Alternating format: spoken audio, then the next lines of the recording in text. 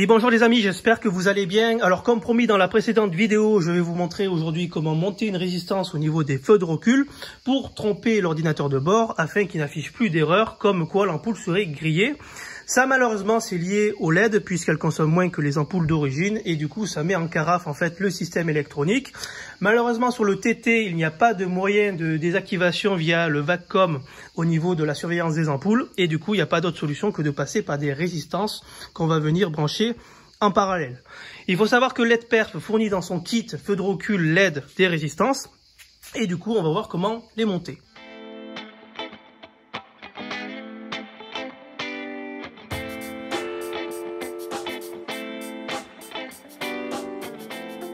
Alors comme vous pouvez constater, ça a déjà été démonté. Pour ceux qui voudraient voir une vidéo de comment démonter le phare, je vous invite à aller visionner ma précédente vidéo.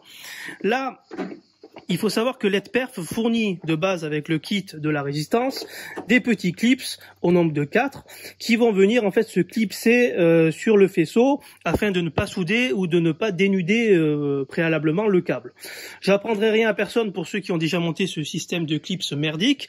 Soit ça ne tient pas sur la durée, soit le contact se fait mal. Et c'est ce qui s'est passé quand j'ai fait la vidéo avant de vous tourner cette vidéo finale.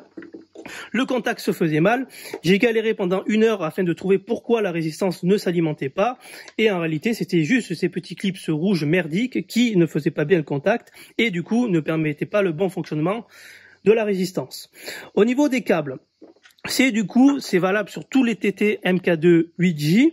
Ils sont de la couleur, donc c'est le gros câble marron et vous avez un petit câble qui est bleu et noir. Ça correspond au plot, donc si je dis pas de conneries, c'est le 3 et le 6. Ensuite, ce que nous on a fait, c'est que on a pris, alors c'est pas conseillé non plus, mais bon, vous pouvez le faire et ça évitera de couper le faisceau malencontreusement. Nous on a pris un petit fer à souder, on a venu en fait chauffer le câble afin d'enlever le plastique, de le fondre, afin d'avoir directement les petits câbles apparents. Donc on a fait ça sur le câble marron et le câble bleu et noir. Ensuite, on est venu faire pareil sur la résistance. On a enroulé le fil de la résistance sur les câbles précédemment dénudés. Et ensuite, on est venu étamer et enfin souder à l'étain afin que ça ne s'enlève plus. Ça chauffe puisque c'est une résistance. Et du coup, vous avez soit la solution, comme vous pouvez constater, de le fixer dans l'aile. Moi, j'ai préféré ne pas percer et du coup laisser, entre guillemets, pendre la résistance dans le passage de roue ici, qui du coup ne sera pas en contact avec la carrosserie. En plus là, c'est troué, donc c'est percé, vous aurez de l'air qui passera en permanence. Si jamais vous avez perdu le kit de résistance, puisque moi j'ai failli le jeter avec le carton, puisque j'avais pas vu que c'était fourni avec, il faut savoir que les références qu'il faudra donc prendre, que ce soit chez LED-Perf ou à notre site, c'est du 50 watts et du 6 ohms. Du coup, pour le phare gauche, donc le phare côté conducteur, ce sera les câbles à prendre 1 et 2, et ce sera toujours le câble marron et le câble noir et bleu. Et voilà ce que ça donne. Je vais venir passer la marche arrière pour vous montrer que ça fonctionne.